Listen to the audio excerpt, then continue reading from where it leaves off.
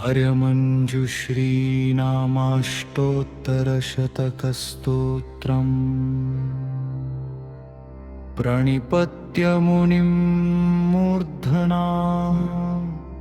सुप्रसन्नेन चेतसा।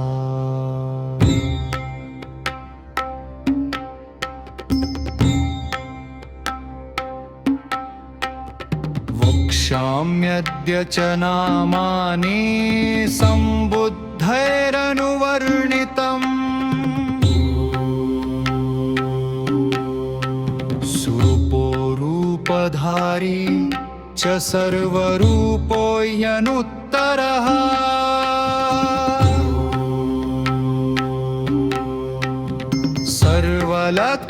सर्वलक्षणसम्पूर्णो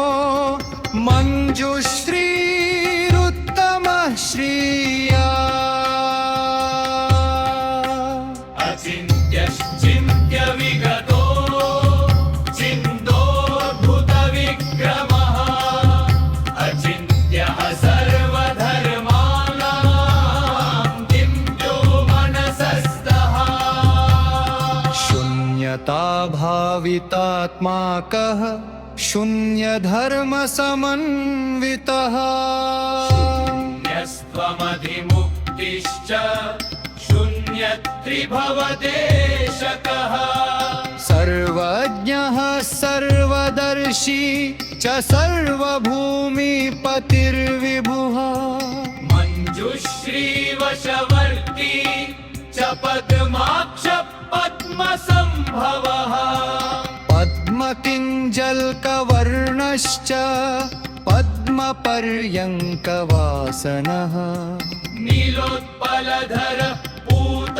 पवित्र शान्तमानसः पत्येकबुद्धो बुद्धस्त्वमादिबुद्धो निरुच्यसे बुद्धिमान् वशिता प्राप्तश्चतुस्सत्योपदेशकः लोकपाल सहस्राक्ष ईश्वरस्त्वं प्रजापतिः शिवस्त्वं सर्वभूतानां त्वं विभुर्गुणसागरः ऋषिस्त्वं पुण्यश्रेष्ठश्च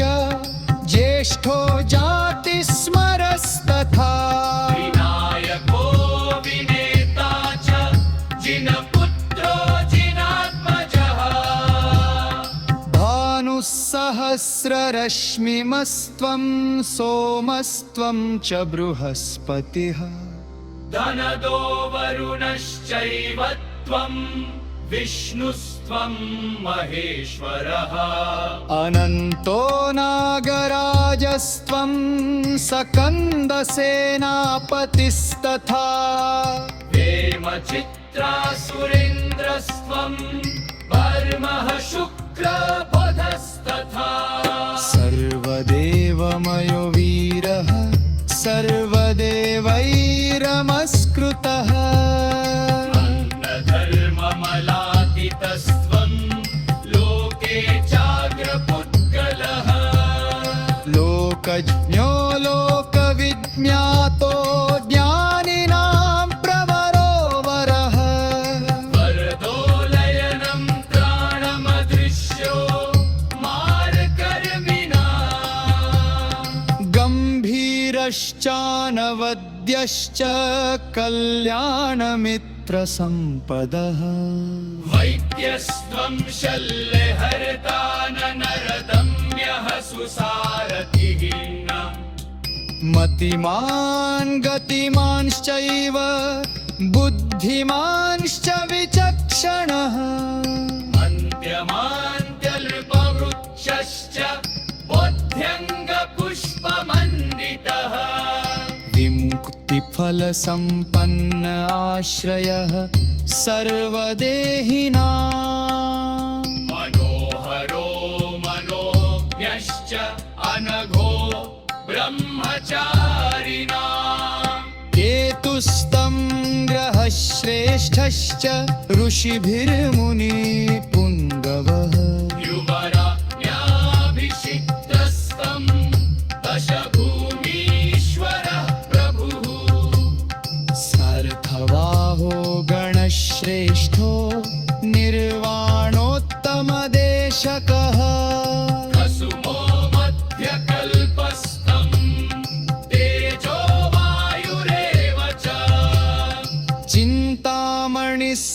सत्त्वानां सर्वाशा परिपूरकः नमोऽस्तु ते महाविद्य सर्वभूतनमस्कृता श्री आर्यमञ्जुश्रीनामाष्टोत्तरशतकस्तोत्रं समाप्तम्